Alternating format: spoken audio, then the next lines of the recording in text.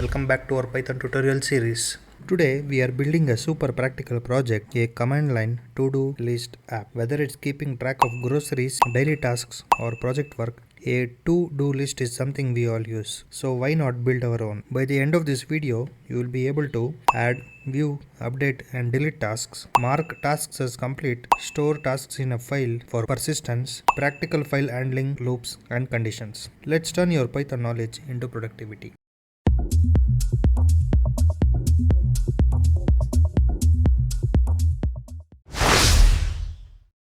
Let's see the folder structure for this project. So here I have already created the Python file to-do list. With create functionality of file, we'll create another file for adding the tasks into that.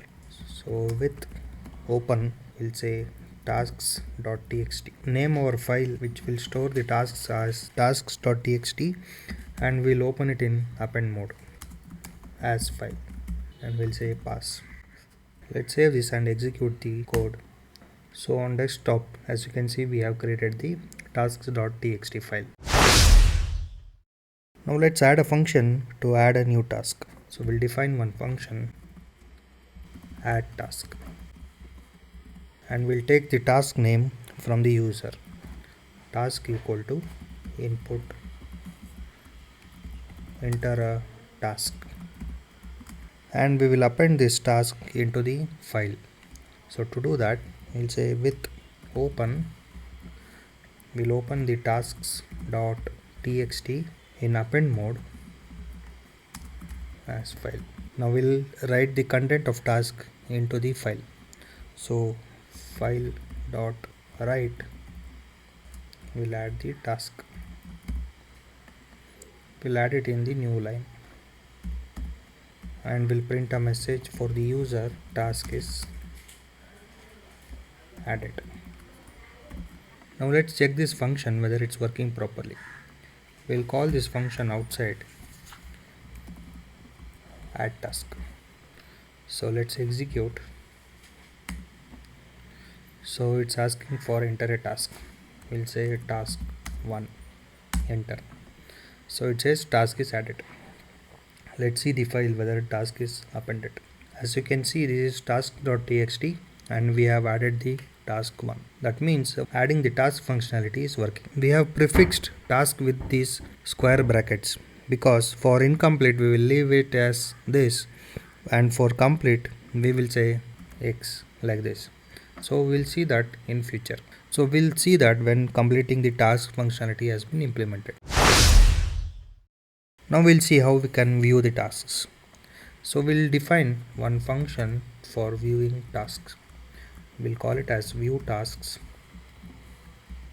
and we'll open the file, and this time you can just open it in read mode as file. Now we'll read all the lines and store it in tasks. Task equal to file.readlines. So it will read all the lines from the file. Now if there are no tasks, we'll say no task set. For that we'll add if not tasks. That means if there are no lines, then we'll say print, we'll show the message no tasks are added. Else, in the else condition, we'll loop the tasks and iterate all the tasks and show it in readable format. For I, task in enumerate tasks, 1, and we'll print I dot and we'll print the task name, that is task, and we'll strip if there are any blank spaces. Now let's run this and see whether this is working properly. So we'll call this view tasks function. So as you can see, we have already added task 1 earlier and that task has been shown here. So this I dot is the enumerate I value and it will be incremented by 1 and it will show the task name after that. Now let's see how we can mark a task as completed. So for that we'll define another function, complete task. And in the complete task, we will first call the view task for viewing all the tasks. Now we'll take the input from the user, which task we need to complete.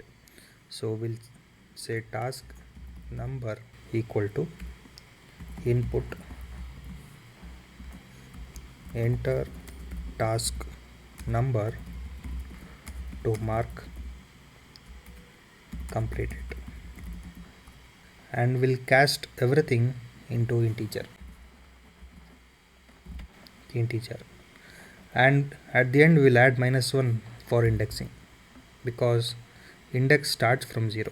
Now we'll open the tasks.txt in read mode. So we'll just copy this and say it open tasks.txt in read mode, and we'll read all the lines and we'll store it in tasks equal to file.readlines.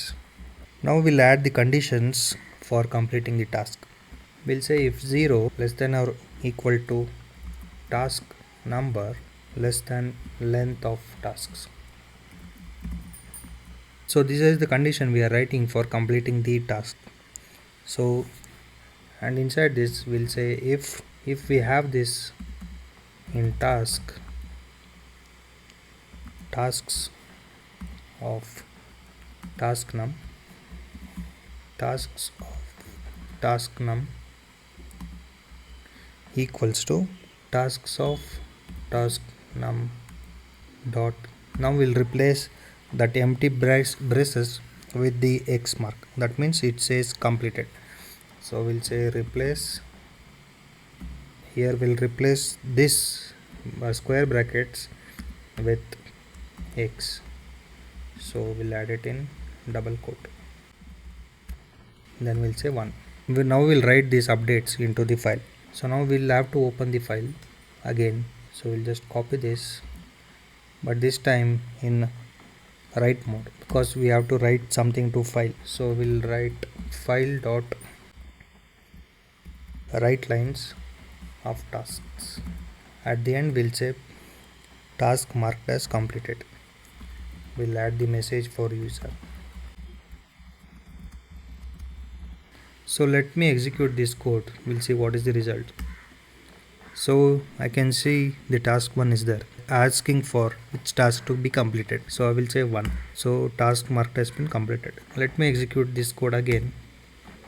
So it says it is already been marked, and if I enter 1, it again says task marked as completed, but it will just override this code again. Now let's add a functionality for deleting a task. So for that we'll add one more function which calls for deleting task. Similar to complete task, we will call the view task and take the task number from the user which has to be completed. So task number, enter task number to delete, and we'll open this file and we'll store those lines into tasks. So we'll say tasks equal to file.readlines.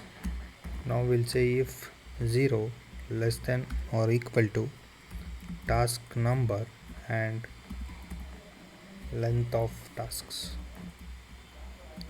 This condition means the length of tasks should be the greater than task number, or it should be greater than or equal to 0. Now we'll remove this task number from this. So we'll say removed variable equal to tasks dot, we'll use pop function to delete that, and we'll say task number. After this we'll print and show what is the value deleted.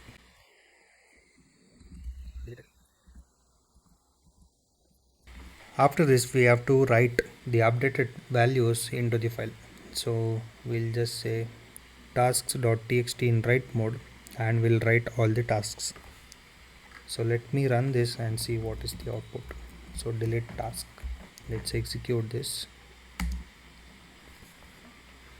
So it's asking for which task number to delete. So I will say 1. So it says deleted task 1. Let me run the program again. And it says no tasks are added because there was only one task and which we have deleted. Similar to contact book, we'll add all the functions into a menu, so user can call these functions. So we'll quickly add those code.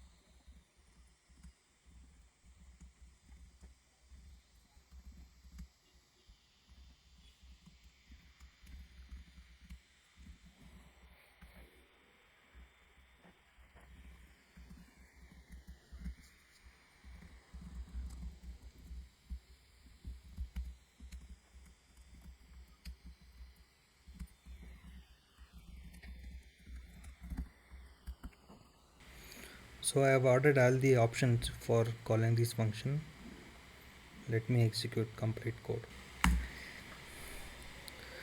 So now it is giving an option for adding task, viewing, marking task as complete, deleting task and exit. So we'll choose an option 1. So it says enter a task. So I will say task 1, grocery shopping. Task is added.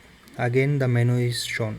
I will again say add task and say task to ATM withdrawal. So task has been added. Now we'll see what are the tasks added. So for that I have to choose second option. So I can see the two tasks, that is grocery shopping and ATM withdrawal. Now we'll see the functionality of marking as completed. So I will select 3 and it's showing the tasks which are there and asking task number to mark complete. So I will say task number 2. So it says task mark as completed. So let me view the task. As you can see, task to ATM withdrawal has been completed. Now we'll try for deleting a task. So for that we'll choose option 4 and select task number 1 and we'll do view task. So we can see only one task is there. Now we'll choose some other option which is not there from 1 to 5. Let's say we'll say 9. So it says invalid option, try again. Finally we'll select 5 for exiting from this program. So it says goodbye. Now you can improve this project further by adding due dates, sorting tasks, creating categories, exporting to CSV or JSON. I will provide this code in the description for you to check out. Awesome. Now you have a functionality of CLI based to-do list app built with pure Python and the skills you have been learning in this series. If you like this video and helped boost your Python confidence, hit like and subscribe and drop a comment the feature you would like to add next. Catch you in the next one. Happy coding.